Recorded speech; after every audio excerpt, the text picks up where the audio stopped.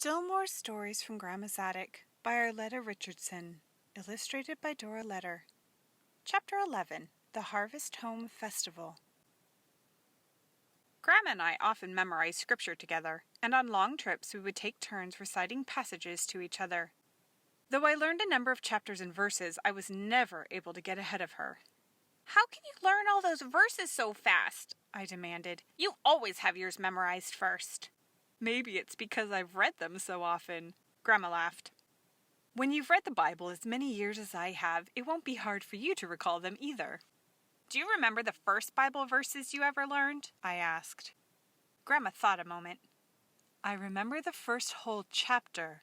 I'm sure there must have been a lot of single verses before that, but the chapter was Isaiah 55. I have a good reason for not forgetting that." I was eager at any time to hear a good story, so I settled back to enjoy another of Grandma's adventures. Early in the fall of the year I was in the third reader, Miss Gibson announced there would be a prize for the child who learned a full chapter from the Bible and recited it the best at the Harvest Home Festival the day before Thanksgiving. "You must choose the chapter you want to memorize before the end of the week," Miss Gibson said, "and let me know what it is. You will have 8 weeks to learn it." "8 weeks is sure a long time," Sarah Jane said. "You could learn the whole Bible in that length of time." "Well, maybe not the whole Bible," she reconsidered, "but a lot of it. What chapter are you going to take?"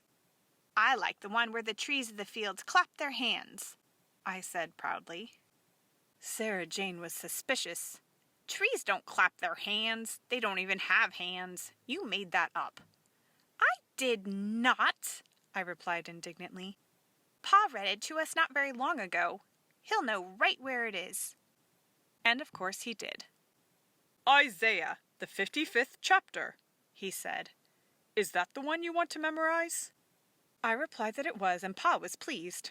"You couldn't find a better chapter in the Bible. Isaiah is one of my favorite books. I'll show you where it is." We sat down at the kitchen table, and Pa opened the big Bible to the right place. "We'll put a marker here so you can come back to it. I hope you'll think about what it says as you learn it. This chapter contains a lot of good thought." "Oh, I will, Pa," I promised, and closed the Bible carefully. Pa was surprised. "Aren't you going to start working on it?" "We have 8 whole weeks to learn it. I don't have to start yet." "Well, don't put it off too long," Pa warned. "You'll need a lot of practice to be able to say it well." "I know, but 13 verses won't take much time. Besides, I almost know one of them already. Miss Gibson didn't tell us to learn it this week. She just wants to know what it is." Pa shook his head, but he didn't say anything more. He knew I had a dreadful habit of putting things off until the last minute. Sarah Jane chose Psalm 136. "No fair!" I protested. "Every single verse ends the same way. You'll just have to learn half a chapter." "Well, Miss Gibson didn't say every verse had to be different. She just told us to learn a chapter," Sarah Jane retorted. "You'll get tired of saying it," I predicted.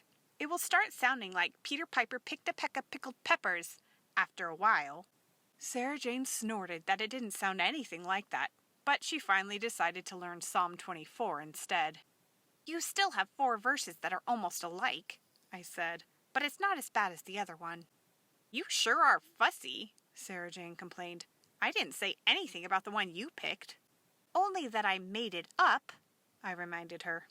"Anyway, I just want you to do well. What you say is as important as how you say it." Sarah Jane began at once to learn her chapter. Even though I took Pa's Bible and read Isaiah 55 a number of times, I didn't put much effort into memorizing it. The weeks went by quickly, and November was there before I realized it.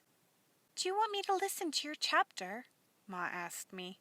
"Maybe I can help you get the expression right. I'd like you to do a really nice job of reciting it." "I'm still working on it, Ma," I replied. "I don't think I'm quite ready to recite it." "You only have a little over a week," she warned me. "I guess there's no use telling you that you should have started a month ago. I certainly hope you don't disgrace yourself." "Of course I won't, Ma. You know it doesn't take me long to memorize something when I get right down to it." "Yes, I know," Ma sighed. It's the getting right down to it that takes the time. Someday, maybe you'll learn to allow for unforeseen events. On the Monday before Thanksgiving, I began to seriously work on my chapter. The Wednesday afternoon of the festival, I took it to Ma. "You can listen to it now," I said. "I know it perfectly." And I did. Ma agreed that I hadn't left out a word and that I had recited it very well. "I just wish you'd been saying it longer," she said. "Sometimes you can have a sudden lapse of memory that can spoil the whole thing." I was confident that could never happen. Ma washed my hair and brushed the curls around her finger. "You'd better bathe first," she said. "Then the boys can get ready. The water's hot and I'll have Reuben set up the tub here in front of the fire." My clean clothes were brought into the kitchen and hung on the rack in front of the stove. We always bathed in here by the fire. Ma fixed my bath water, and then she went to finish getting dressed herself. I was ready to climb into the tub when the thought occurred to me that perhaps Ma was right. What if I did have a lapse of memory? Maybe I ought to look at Isaiah 55 one more time, just to be sure. I hurried over to the cupboard and took down Pa's Bible. To conserve time, I decided to start soaking in the tub as I read it over. Only when I was safely seated in the tub did I realize what I had gotten myself into. How was I going to get up again without dropping the Bible? I would need both hands to get out of the tub without slipping. Frantically, I looked about for some place to put Pa's Bible. I could not put it on the floor. That was unthinkable. The chair wasn't close enough to reach, and the clothes rack wasn't wide enough to hold it, and the stove was too hot. I couldn't have felt any more alone if I had been lost in the woods. I sat in the tub and clutched the Bible to me. I couldn't get up. Neither could I finish my bath. Tears of frustration ran down my cheeks. Someone banged on the kitchen door. "Hurry up, Mabel," Roy called. "We have to get ready too, you know. What in the world are you doing in there?" I didn't answer because I was crying too hard. Roy banged again. "All right, if you're going to be that stubborn, I'll just go and get Ma." Even though I didn't want Ma to find out what I'd done, I knew that was the only solution. Tearfully, I waited for her to appear. Soon she bustled through the door, putting pins in her hair as she came. "What is taking you so long?" she asked. Suddenly she stopped and stared at the scene before her. "I suppose there's no point in asking why you are in the tub with the Bible," she said. When I didn't answer, she put Pa's Bible on the table and then turned back to me. "But why would you do a foolish thing like that?" "I wanted to be sure I wouldn't forget my chapter," I sobbed. "I was going to read it through again." Ma quickly helped me bathe and get dressed so we would get to the program on time. She was kind enough not to tell Pa or the boys what I had done.